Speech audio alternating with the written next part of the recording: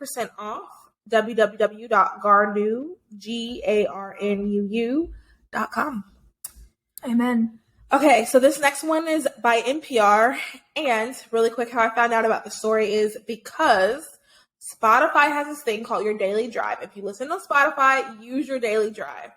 So what it is, it's like 15 minutes. It's called, what is the program called? I think it's called Up First. Oh, I've heard of Up First. Yes. I have it on Apple Podcasts. Oh, okay. Yeah. Apple Podcasts does something like that too. Oh, cool. Oh my gosh, all the adversity. Yeah. So with Spotify, let me just really quick. I kind of want to show. Is it this one? Yep, it's up. Yeah. So I do like Up First. Your daily drive is this. So like it gives you what the day is, and then it's Thursday. It tells you. It literally says it's Thursday. Here's your daily drive for Thursday. Whoop, whoop. So I'll listen to that, and then I guess because it's late. Oh yeah, because it's after 8. It says NPR News, but normally it's Up First. Yeah. And I want to say a couple days ago that was one of the was one of the stories. Okay, so I was like, oh, this is interesting. Let's hear it. So this story is brought to you by NPR, and I feel like nobody's really talking about this, but I want us to be people to talk about it. Yeah. The Supreme Court showdown for Google, Twitter, and the social media world. In November 2015, ISIS terrorists carried out a coordinated attack across Paris, killing 130 people and injuring 400. I remember this. Among the dead was Naomi Gonzalez. I'm so sorry if I mispronounced that name. A 23-year-old American studying abroad who was the first person in her large family to graduate from college. Wow. This week, lawyers for her family and others are in the Supreme Court challenging a new law enacted more than a quarter century ago, a law that protects social media companies from what family sees as a role of the internet companies in aiding and abetting terrorist attacks. Whoa. How the court rules could be a game changer for American law, society, and social media platforms that are some of the most valuable businesses in the world. Yep. What the law says. At the center of 2 cases to be argued over 2 days is Section 230 of the 1996 Communications Decency Act, passed by Congress when the internet platforms were just beginning. In just 26 words, Section 230 draws a distinction between interactive computer service providers and other purveyors of information. Whereas newspapers and broadcasters can be sued for defamation and other wrongful conduct, Section 230 says that websites are not publishers or speakers and cannot be sued for material that appears on those sites. Essentially, the law treats web platforms the same way that it treats the telephone.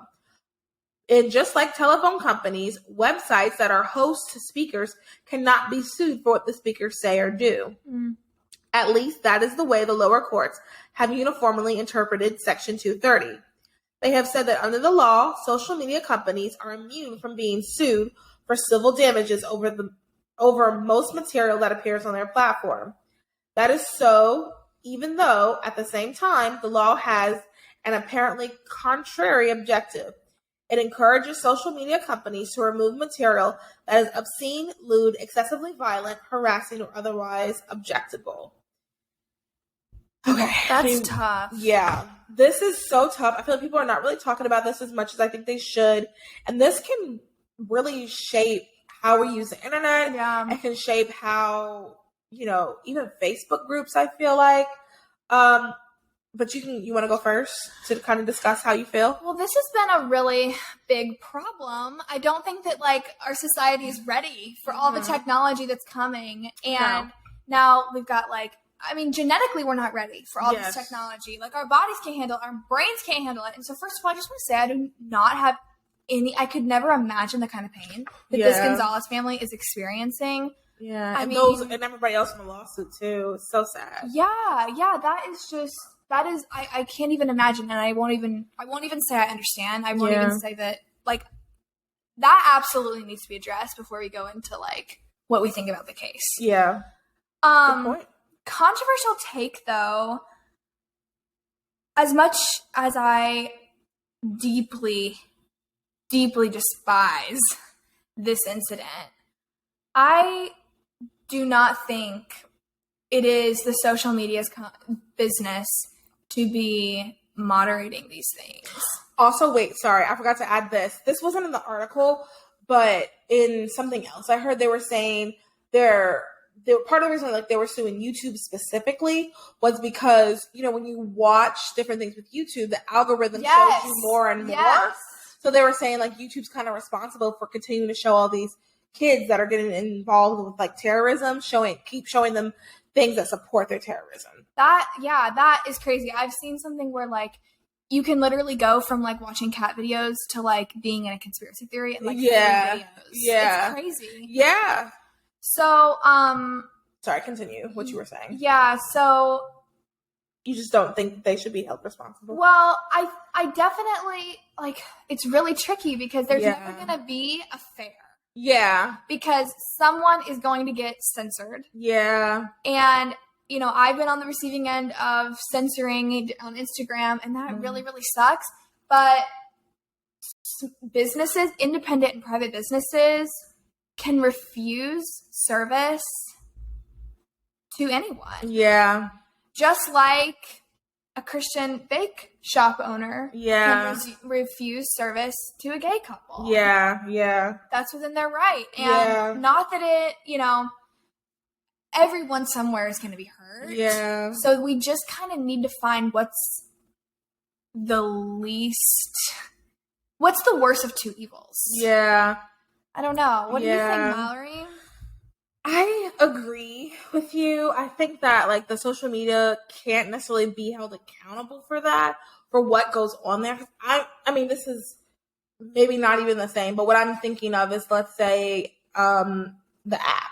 Mm-hmm. We're working on an app for the podcast and like all that stuff. Mm-hmm. So there's like a social aspect of the app, and someone starts saying, "Oh, all Christians are evil," and I'm sorry, I'm kicking you off. Yeah. And like starts being like rude and like abusive and like not abusive, but like aggressive.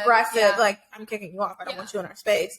So like so there's like a part of me that's kind of like that agrees. Like, so you should not be like, people should be able to do whatever they want. A private company should kick people off or let things keep going. It should not be held responsible for that. The other part of me is like, they absolutely have a moral obligation. It's a morally, I guess that's where it is. Yeah.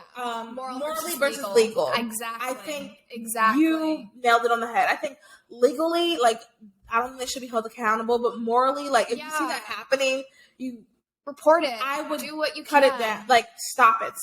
Cut it at the roots. Like, if someone started recruiting people on like our app, like, oh my gosh. Report FBI. Literally.